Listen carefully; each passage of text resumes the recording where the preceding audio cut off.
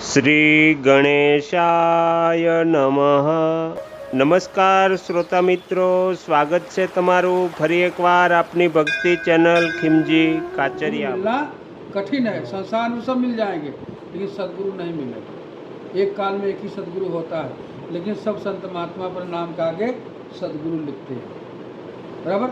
लेकिन सदगुरु की परिभाषा किसी को नहीं पता है।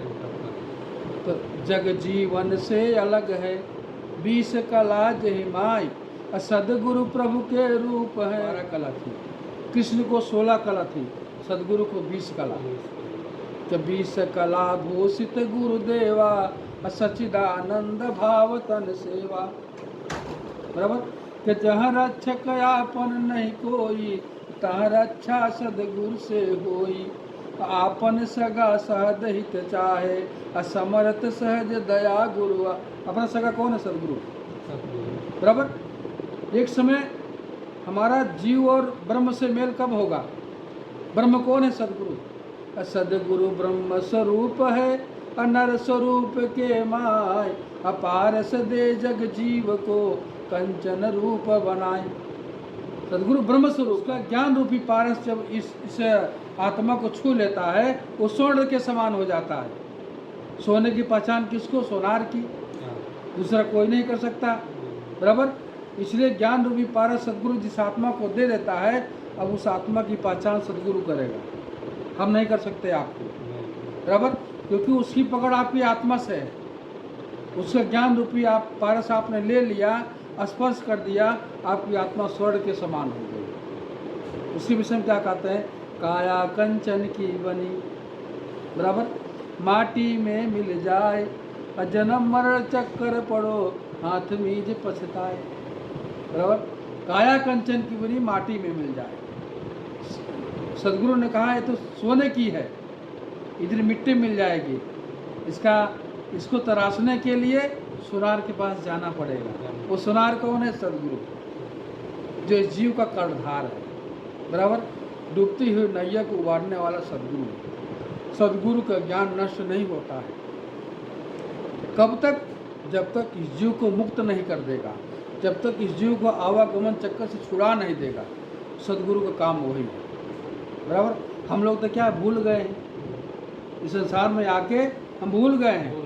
नाना प्रकार के संप्रदाय में, नाना प्रकार के देवी देवता में गुरु कहते हैं सबकी पूजा करो, बराबर।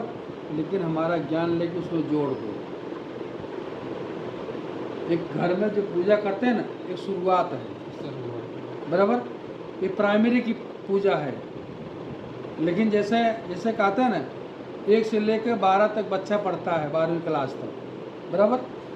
12वीं क्लास पास करने का वो डिसीजन लेता है, हमको क्या बनना पड़ेगा, क्या बनना है, डॉक्टर बनना है कि इंजीनियर बनना है। हाँ, क्या 12वीं के पास ही डिसीजन लेगा, उसके पहले नहीं। संत कहते हैं कि 12 बरस रहे साधु की टोली, तब समझे एक बोली। 12 बरस तक संतों का सत्संग सुनो, तब आपको एक भाषा उसको समझ में आएगी वो कहाँ से बोल रहा है, बराबर। क्योंकि अनुभव परक वाणी समझ में नहीं आती। जब उसका साधना करोगे, आपको अनुभव होगा, तब आप पकड़ लोगे ये यहाँ सबको होता है, ये सही बोल रहे हैं। स्वरवेद में जो लिखा गया है सब चीज़ अनुभव का है। 17 वर्ष साधना करके सदाफल तुझे महाराज ने इस ज्ञान को प्रकट किया। वो ज्ञान क्या है? ब्रह्म विद्या।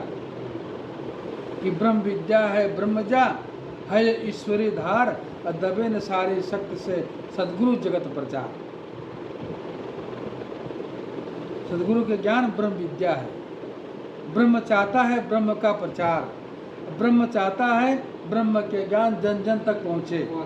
अब ब्रह्म चाहता है उसका ज्ञान का प्रसार हो, क्योंकि इस ज्ञान का अधिकारी मनुष्य है, उसको जरूरत है, बराबर। क्योंकि वो जानता है, उसको ईश्वर ने विवेक दिया, ज्ञान दिया है, सोचने का, समझने का, बराबर। ज्ञान क्या है, अज्ञान क्या है, उसको बुद्धि ईश्वर ने दिया। नाद ब्रह्म जो सुनाई पड़ता है ना अपने अंदर, बराबर। ओम ररम सोहम शक्ति निरंजन, बराबर। ऐसे ये तो अपने अंदर ताल डंप मुरली बीड़ा, झांझ मृदंग सोहाय, किंकिड़ स्वर सहनाइया, ऐसे स्वरवेद में लिखा गया है। झांझ मृदंग बीड़ा स्वर सहनाई, ये सब अपने अंदर ध्वनि सुनाई पड़ता है, उसको अक्षर ध्वनि बोलते हैं। बराबर, इससे भी परे ज्ञान है ये ध्वनि में नहीं फंसना है अपनों को। सदाबंधु जी महाराज ने कहा इससे परे ज्ञान है ये, इसमें नहीं फंसना है। ये तो ब्रह्मांडी शब्द है, ये ब्रह्मांडी शब्द है, ब्रह्मांड में सुनाई पड़ता है। जब साधना के लेवल तक जब साधक जब पहुंचता है, ये ब्रह्मांड में ध्वनि उसको सुनाई पड़ता है।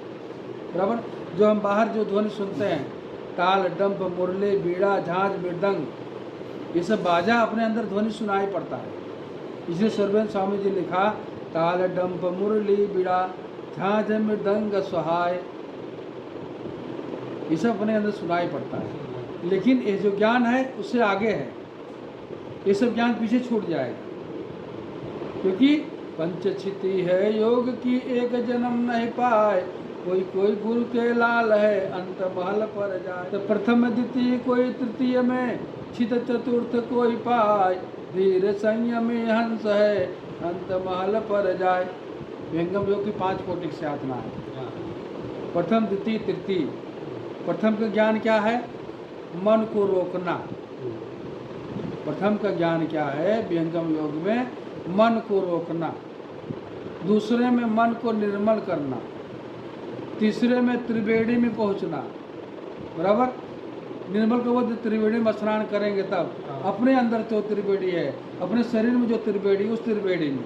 बाकी तो लोग गंगा स्नान कर रहा है, सब तीर्थ कर रहा है, प्रयागराज जा रहा है, हरिद्वार जा रहा है नहाने के लिए, नहा सब रहा है। बराबर, लेकिन वो त्रिवेणी अपने अंदर जो संत का इंगला पिंगला सुषमन नारी, अगंग जमुन सरस्वती सुखकारी, तीन संदित संगम भयऊ, अतिर्वेणी निर्मल जल भयऊ।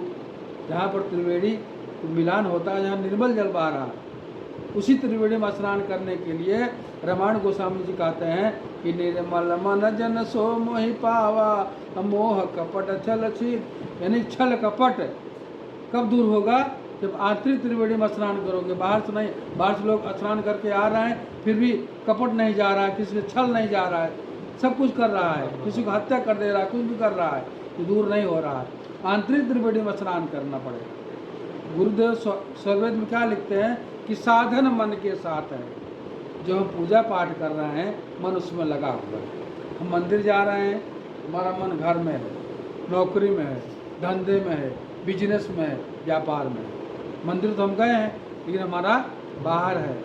इसलिए साधन मन के साथ है, तब तक भक्ति ना आए। जो भक्ति रूप में जो दर्शन करने जाते हैं, सब जगह मन हमारा घूम रहा है। बराबर, अनेक कार्यों में। इसलिए कहते हैं कि साधन मन के साथ है, तब तक भक्ति नाय, अनिर्मल ऊर्ध प्रवाह में, अमन भक्ति घटमाय। ऊर्ध में है भक्ति, ऊपर है, नीचे नहीं है। नीचे संसार है, वो ऊपर हम जाएंगे कैसे? वो सदगुरु की कृपा से, सदगुरु की दया से। दया कब होगी? जब उससे हम जुड़ेंगे तब। याद दया को लावती, प्रभु कृपालु भगवन, अधिक याद प्रभु करत है, यदि थोड़े कर संत। अगर थोड़ा आप उसको याद करोगे, वो बहुत याद आपके ऊपर कृपा करेगा। याद का उल्टा होता है दया। याद का उल्टा करो, दया होता है। इसलिए कहता है याद दया को लावती, प्रभु कृपाल भगवंत, अधिक याद प्रभु करत है, यह थोड़े कर सके। सदगुरु की कृपा महान है। बराबर, मैंने आपको स्वर्वेद दिया। आज हमारी इच्छा हुई इस ज्ञान को आपको दिया जाए। क्यों? क्योंकि इसका अधिकारी मेरे को गुरु जी ने बना दिया। इस ज्ञान को अब तुम दे सकते हो, दूसरे को बतला सकते हो। बराबर, खाली हमारा अधिकार है बताना, बाकी शक्ति गुरु काम करेगी। इतना हमको प्रेरणा गुरु ने दिया है। इसलिए मेरी इच्छा हुई, आपके घर में गुरु ने प्रवेश किया किसके द्वारा? स्वर्वेद के द्वारा। આગળના વિડીયો જોવા માટે આ ચેનલને આ રીતે સબસ્ક્રાઈબ કરો અને બેલ આઇકન પર દબાવો।